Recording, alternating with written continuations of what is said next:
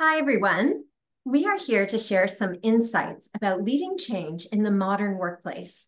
But first, I'll introduce myself. I'm Joanna Kirke, the founder and CEO of Kirke Leadership, which is a leadership development company that provides business simulation workshops, leadership programs, and executive coaching.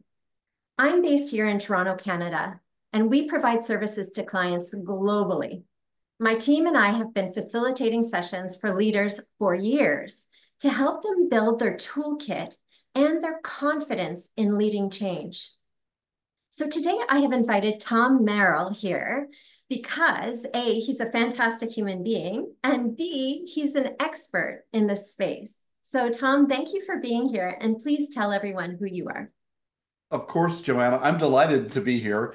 Tom Merrill. I work for a Canadian company, ExperiencePoint. They're based in Toronto. However, I live and work in Cincinnati, Ohio, so I'm very used to this virtual setting. Although it is a change from what I used to do. I was a professor for many, many years at a university here in Cincinnati, and finally decided that I wanted to try something different than academia. And boy, I had a rapid change in my life, and I'm delighted to be able to talk to you today about some change, maybe. We look forward to hearing about that. And something that I am so inspired in you is about the fact that you blend the academic world with the business industry world so beautifully to bring such valuable insights and facilitation to your clients. So we're so pleased to have you here today. Thank you. So today we are sharing some insights about leading change in the modern workplace. So what is leading change all about today? Why it's important to use a change process, and how companies can equip their leaders to navigate this complex world successfully. So let's start with some of the trends you're noticing, Tom. What Mm. is happening out there in the global marketplace that is shifting our needs for greater change leadership to happen? Yeah. So, Joanna, I don't have to tell you, you're no stranger to it. No one's a stranger to it, right? Change is inevitable and it's persistent. And there are so many factors that drive change. It could be a merger and acquisition scenario. Your company could be restructuring. You've got changes in leadership. You've got high-performing individuals who are being trained for or groomed for their next level of advancement at their company. The list is endless when it comes to who need to better understand change. Not only that, but the what to do and the how to be when preparing for and leading change. A few things that we've been noticing recently, especially this year, and I'm sure you've seen it as well, include the advent of generative AI. What is this going to mean for our company? How is it going to affect our workers? How is it going to affect our business? How is it going to affect our customers? Change all over the place there. And they're also consistently and continuously new products and services that are coming up. You think about the disruption that companies like Lyft and Uber caused in the marketplace. Well, that disruption doesn't end. It just finds a new place to settle. And so we find that that disruption also helps or requires that companies wrap their arms around change and be able to navigate it successfully. Yeah, I completely agree. No matter what type of company you are in, lead, are affiliated with, there is such a massive advent of e-commerce, of digital, of the use of AI, of the need to provide more flexibility in the workplace, hybrid workplaces, greater care in terms of burnout and mental well-being. So it's not easy leading change, like that is for sure. And the stats, unfortunately, are not positive where it comes to leading change effectively. But since we've been working with ExperiencePoint, meaning you and your products at ExperiencePoint, we have seen more and more clients actually achieving positive results out there, and we thank you for that. So, Tom, we're also curious about why it might be important to use a change process or practice, a discipline, if you will, versus just relying on common sense and my general brilliance to lead change. That question reminds me of a colleague I had at my university. She was a practitioner of change. She taught change to our MBA students, and we were talking about the experience point change model. And she said, there are literally hundreds of change models out there because every newly minted PhD in change wants to come up with their own model.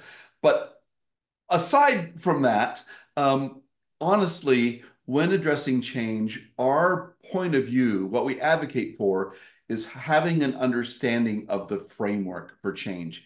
If you've got a solid basis, a solid framework for managing change, one that's repeatable and effective, then you're not going to be consistently be putting out the same fires each time that you're confronted with a change. When you can develop that framework, and maybe it'll shift because no two changes are ever the same. But when you've got the roadmap in place, it makes managing that change a much, maybe not more pleasant experience, but a much more one that's guaranteed to get you through the change. I couldn't agree more. I think it's exactly that. The roadmap to change truly provides a step-by-step approach that ensures more effectively planning for the change. And that also, I think, helps to combat my reptilian default function, which seems to want to just jump straight in to the execution of the change, only inevitably for so many to have to backpedal and redo it all again, losing a lot of time. So in fact, taking more time up front to plan for the change, having a consistent, repeatable practice and approach actually saves you time and absolutely leads to more effective practice in the end. I agree. Yeah, right on. We call that the fight or flight response, right? When confronted with a change, you either want to jump right at it or run away. And so that the other thing that framework really does is like calm down. We can do this. It's not our first rodeo, right? We know what we're doing in this case, or we have better tools to figure out what we should do. Exactly. So we at Kirk Leadership have been doing a lot of this, partnering with organizations to help them upskill their talent, in particular their leaders, in this human-centered mindset with the tools and strategies for leading change. And a product that we often use is the Experience Change Simulation by ExperiencePoint. And it's one where our team is qualified to administer it. And we can do it in both French and English, thanks to your team for creating this bilingual, incredible business simulation. So, Tom, I'd love to turn it over to you, an expert at ExperiencePoint, to be able to share with us what is that simulation really all about and why is it so powerful? Sure, thanks. So experience change, the business simulation, looks at change management through the lens of a case of a fictitious company that needs to move from their current state that has only a few months of runway, a few months of cash left. That's and honestly, they're on the precipice of failure, and they need to move into a new market that's going to help the company grow and thrive into the future. So this is a team-based activity, and the suite size for teams is about 4 to 6 people each. Participants, and it's maybe a little competitive too. There's some gamification. There could be some, if you have a competitive group, this might fit the bill. And the facilitator, as you know, can either downplay that competitive or, play it up a little bit. But teams have 3 major tasks to perform. First, they have to understand what's driving the change. And the way they do that is by interviewing key stakeholders at this company. And so there's literally a page where you can click on somebody's name and in French or English, hear what's going on from their point of view. The second thing they need to do is we introduce them, as you know, to our 7-step model. We call it the agnostic model because it maps easily into many of the other change models that are out there. And after we give them that framework, the next thing they have to do is we give them these tactics. It's literally like a deck of cards, and they have to sort these tactics out according to which phase of the model do they think this tactic should be applied.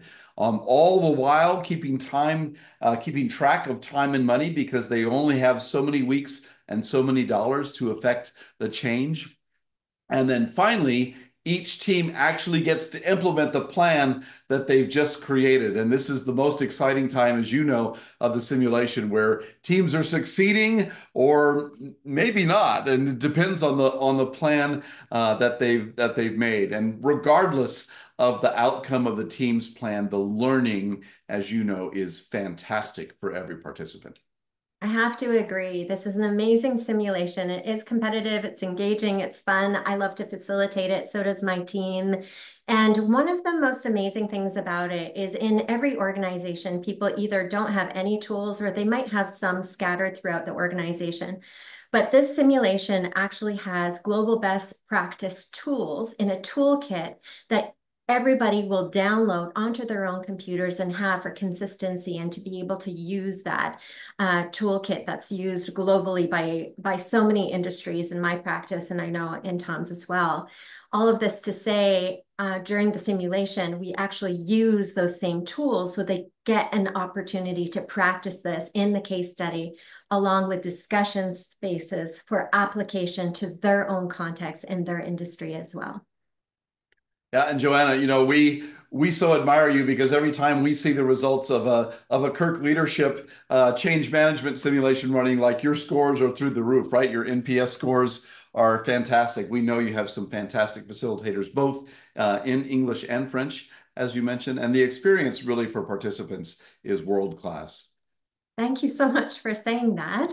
Of course. I'm sorry for you to say that about me, but I can brag about my team. They are absolutely amazing. We all love facilitating it. So, Tom, I need to say thank you so much for your thoughts and insights on change and also your knowledge about this incredible simulation that we use to help leaders develop their critical skills in leading change. We appreciate you and ExperiencePoint so very much.